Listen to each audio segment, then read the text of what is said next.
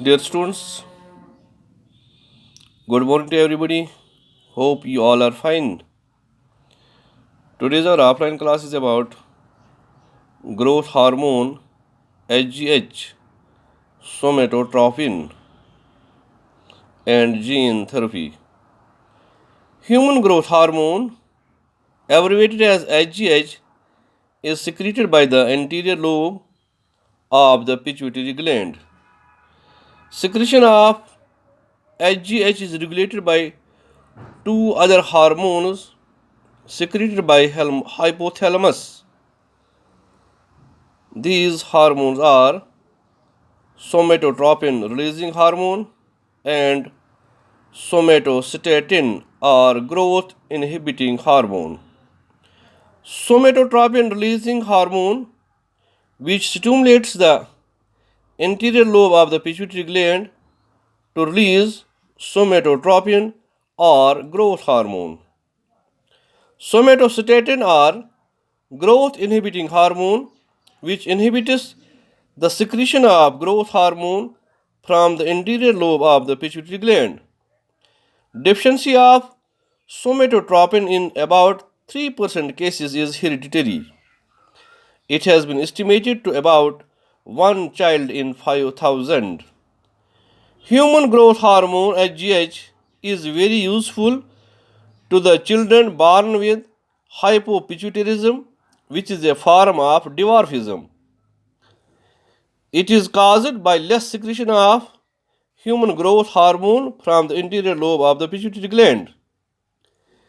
HGH is also helpful in healing of injuries. In 1994, the US government approved the use of bioengineered bovine somatotropin to improve commercial milk production. Now, gene therapy. What is gene therapy? Gene therapy is the technique of genetic engineering to replace a faulty gene by a normal, healthy, functional gene.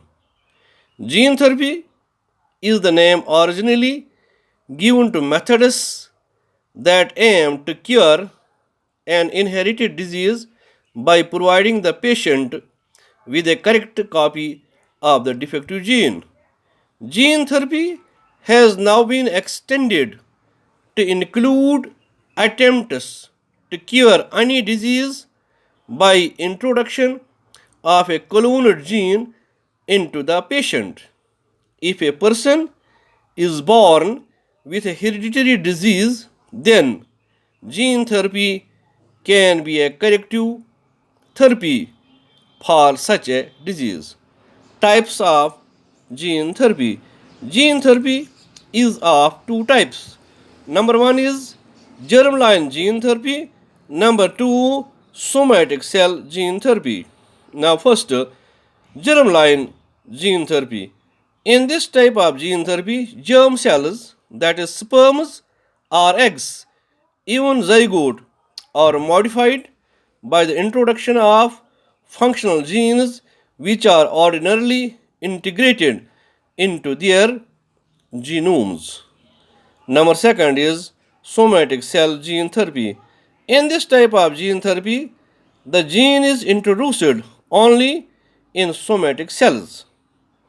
Only introduction of a new gene into the somatic cells is allowed at present.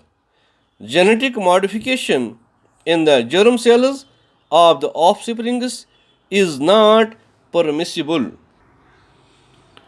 Gene therapy is a collection of methods that allows correction of a gene defect that has been diagnosed in a child or embryo.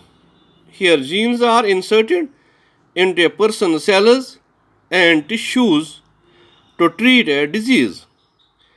Correction of a genetic defect involves delivery of a normal gene into the individual or embryo to take over the function and compensate for the non functional gene. The first clinical gene therapy was given in 1990 to a 4-year-old girl with adenosine deaminase, that is ADA deficiency. This enzyme is crucial for the immune system to function because in its absence, lymphocyte proliferation is inhibited. Without T cells, ADA deficient children are wide open to the attacks of viruses and bacteria. The SCID, it is severe combined amino deficiency disorder, is caused due to the deletion of gene for adenosine deaminase. In some children, ADA deficiency can be treated by bone marrow transplantation.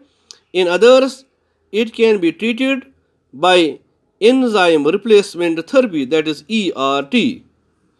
In ERT, patient is given an intravenous injection of ADA or enzyme lacking in the content.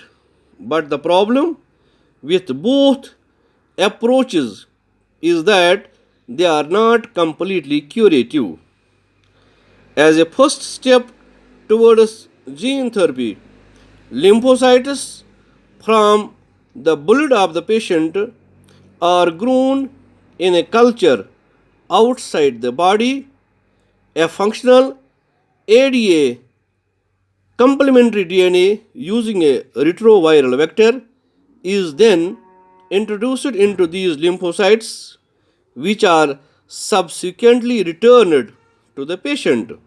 However, as these cells are not immortal, the patient requires periodic infusion of such genetically engineered lymphocytes.